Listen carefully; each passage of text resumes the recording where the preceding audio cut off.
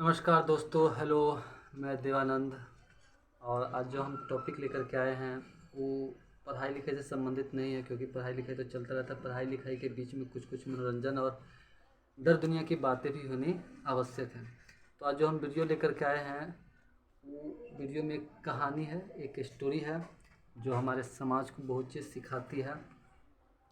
तो कहानी शुरू करने से पहले ये किसी विशेष व्यक्ति पर आधारित नहीं है, बस ऐसे ही है।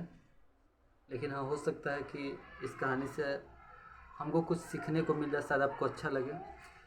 तो एक गांव में दो भाई दो भाई रहता है, और दोनों भाई के बचपन में ही माता पिता मर जाते हैं। और दोनों भाई जैसे तैसे बड़ा होता है। स्वाभाविक है कि जब किसी का माता पिता नहीं रहे तो थोड़ा सा तकलीफ़ होता है, और थोड़ा सा क्या, बहुत ज़्यादा।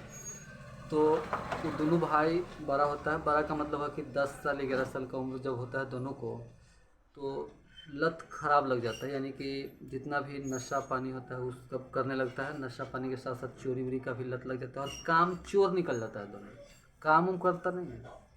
धीरे धीरे जब एज 15-16 में जाता है तो होता क्या है कि दोनों दारू पीने लगता है। दारू तारी भांग गांजा सब करने लगता है। लोग के घर में जा कर के घुस के चोरी करने लगता है।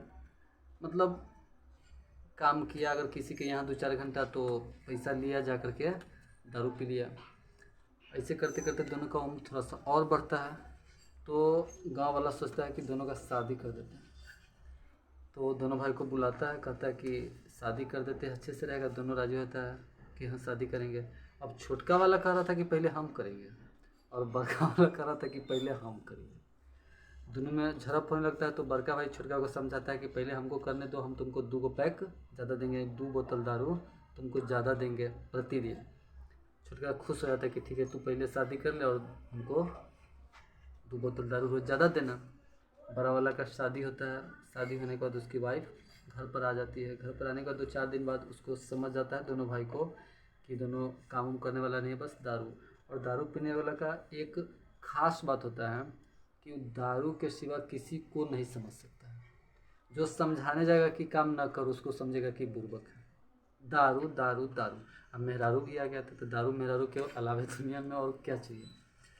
तो वो उसकी जो वाइफ थी वो गांव में निकल गई काम करने के लिए। काम मिला नहीं तो भीख मांगना शुरू कर दी। और पहले की जो नारी होती थी, महिला होती थी, उसको तो जिस घर में शादी ब्याह कर दीजिए उसी में रहना है, मर जाना है। तो भीख मांग करके लाती थी। कोई भोजन दिया, कोई पैसा दिया, तो भोजन देता था अपने पति को और देवर को, दोनों खा पी करके। और जो पैसा देता था उसका जा करके सामने दारू तारी पी लेता था। ऐसे दिन बीतता गया, दिन बीतता गया, यानी कि वर्षों हो गया। 1 साल समय निकला।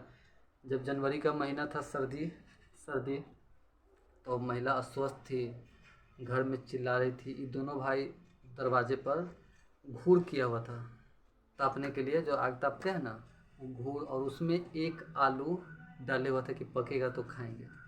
और वो महिला तो 2-4 दिन से जा नहीं रही थी कहीं। तो दोनों को भूख लगा था, और महिला चिल्ला रही थी। डिलीवरी होने वाला था, वो महिला माँ बनने वाली थी। तो बड़े भाई अब छोटे भाई को कहता है कि अंदर जा कर के देखो भाभी क्यों चिल्ला रही है। और छोटा भाई भी यही बात बड़े भाई को बोल रहा था। दोनों जा नहीं रहा था, इसलिए कि बड़े को लग रहा था कि अगर हम चल जाएंगे तो इस घूर में का आलू छोटका निकाल के खा जाएगा, और छोटका भी यही सोच रहा कि अगर हम चल जाएंगे तो आलू बड़का निकाल के खा जाएगा।